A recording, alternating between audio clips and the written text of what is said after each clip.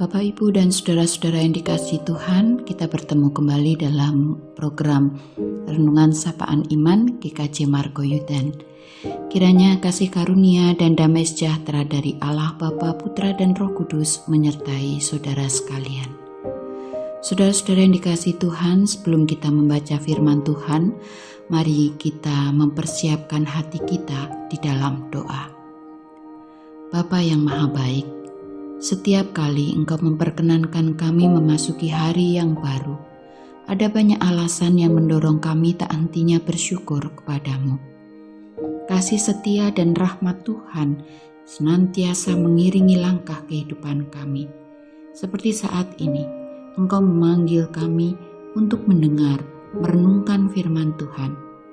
Oleh sebab itu tolonglah kami, supaya kami dapat senantiasa hidup oleh dan di dalam firman kebenaran-Mu, agar kami memiliki hidup yang berarti dan berkenan di hadapan Tuhan. Di dalam Kristus kami berdoa. Amin. Bapak, Ibu, dan saudara-saudara yang dikasihi Tuhan, firman yang kita terima untuk kita baca dan kita renungkan pada saat ini kita terima dari surat Rasul Paulus kepada Timotius yang kedua. 2 Timotius pasal yang keempat ayat 5 sampai dengan yang ke-8. Demikian. Tetapi kuasailah dirimu dalam segala hal, sabarlah menderita, lakukanlah pekerjaan pemberita Injil, dan tunaikanlah tugas pelayananmu. Mengenai diriku, darahku sudah mulai dicurahkan sebagai persembahan dan saat kematianku sudah dekat. Aku telah mengakhiri pertandingan yang baik, aku telah mencapai garis akhir dan aku telah memelihara iman. Sekarang telah tersedia bagiku mahkota kebenaran yang akan dikaruniakan kepadaku oleh Tuhan Hakim yang adil pada harinya. Tetapi bukan hanya kepadaku, melainkan juga kepada semua orang yang merindukan kedatangannya. Demikianlah firman Tuhan. Saudara-saudara yang dikasihi Tuhan, dalam keseharian kita tentu kerap mendengar ungkapan tiada gading yang tak retak.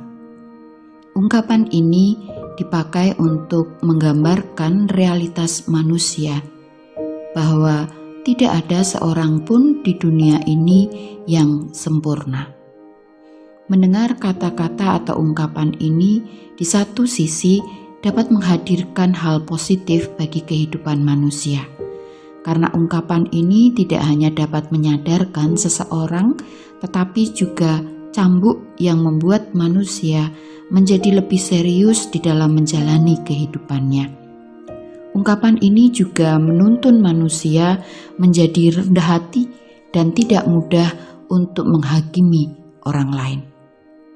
Tetapi di sisi lain, saudara, ungkapan ini juga kerap menyeret seseorang untuk melakukan dan bertahan dalam kesalahan serta keberdosaannya.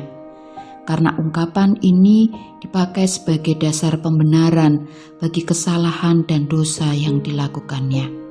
Sekalipun dalam hal ini mereka dengan sengaja melakukan kesalahan dan dosa, mereka tetap menganggap ini adalah sebuah kewajaran, apalagi kalau kenyataannya banyak orang lain yang juga melakukan kesalahan-kesalahan tersebut. Saudara, inilah tantangan yang mau tidak mau harus kita hadapi. Sebagai orang yang percaya kepada Tuhan, kita kerap merasakan bahwa kita berada dalam situasi yang seolah-olah berenang melawan arus. Rasul Paulus bahkan menggambarkan bahwa kehidupan itu sebagai sebuah pertandingan, di mana setiap orang percaya harus berjuang untuk tetap memelihara iman kepada Kristus Tuhannya.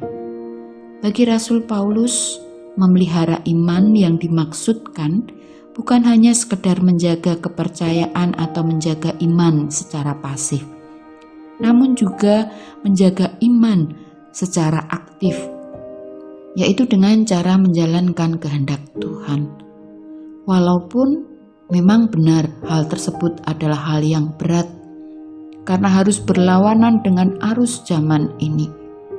Tetapi disinilah justru Rasul Paulus dapat bersaksi bahwa di tengah-tengah kesulitan yang dihadapi, ia belajar untuk berserah kepada Allah, serta mendapati bahwa Allah hadir untuk memberikan pertolongan.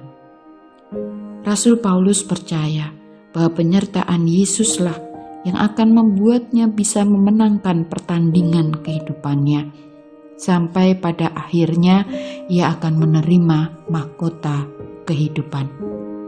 Saudara-saudara yang dikasihi oleh Tuhan, saat ini kita diingatkan untuk kembali mengandalkan kekuatan Allah sebagai sumber kekuatan hidup kita di dalam menjalani kehidupan yang penuh dengan tantangan di masa kini, terlebih di masa pandemi ini.